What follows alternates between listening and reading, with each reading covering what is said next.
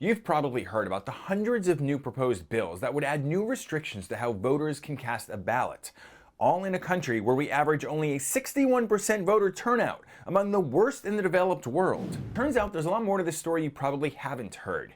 So today I've got 3 good signs if you want to see more Americans get out to vote.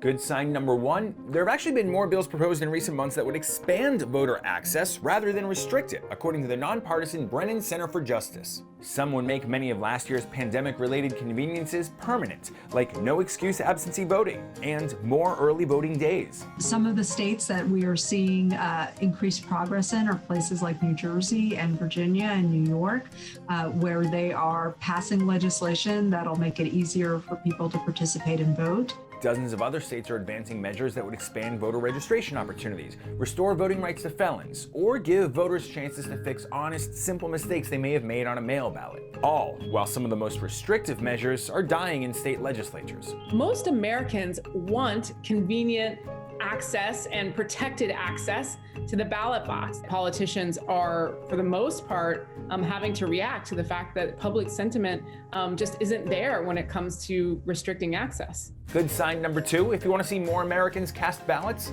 even with unprecedented voter access last year and an unprecedented number of investigations into alleged shenanigans after the election, there was no evidence found of any widespread fraud. It's deflated a lot of the arguments that making registration easier or allowing more people to cast ballots by mail would produce unprecedented cheating. We even saw the Georgia Bureau of Investigations do a forensic audit on 15,000 mail ballot signatures after all that Peach State controversy last fall. And they found not a single case of voter fraud.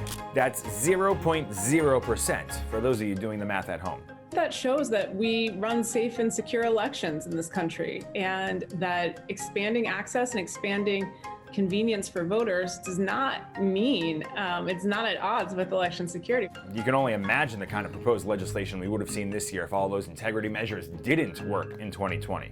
And good sign number 3, if you want to see more people vote, the outrage over some of the proposals may actually be greater than their actual effects. Most controversial proposals won't get passed, and many of the ones that do still get watered down before they're signed into law.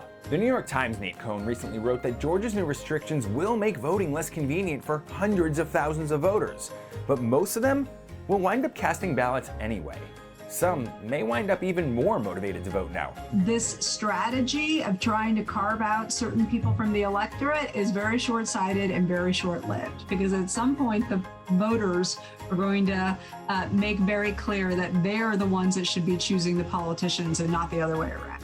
With hundreds of election bills still circulating state capitals, voting rights advocates say they're working overtime now on behalf of democracy.